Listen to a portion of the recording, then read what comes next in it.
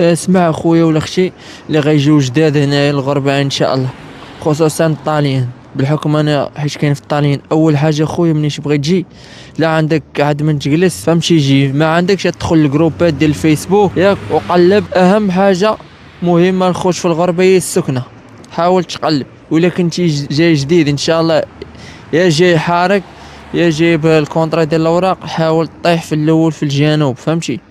ماشي غنقول لكم الجنوب حيت معيشة رخيصة والكرا موجود.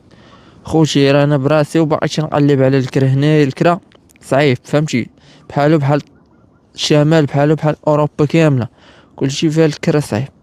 علاش انا قلت لك حاول طيح في الشام في الجنوب، حيت في الجنوب اول حاجه تقدر تخدم بلا وراء، اول حاجه الرزاق هو الله سبحانه وتعالى، وراء غير سبب.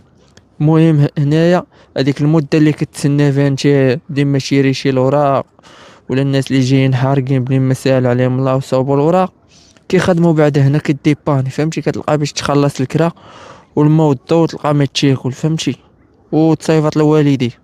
هذه هي اهم حاجه الخوت، حاولوا طيحوا في الجنوب هو الاول، ومن بعد منين ييسر لك الله الامور طلع الشمال. الشمال راه ماشي الجنه الخوت، ولكن بنادم كيبغي يطلع عليه ما عرفش علاش. المهم المغاربه ديال الشمال راه واعرين، راك شار من هاد المغاربه اللي كاينين هنا فهمتي. المهم الخوت نصيحه ديالي ليكم هو حاولوا طيحوا ان شاء الله في الجنوب، والله يسهل على الجميع، واللي كيتمنى شي حاجه الله يوصلوا لها ان شاء الله.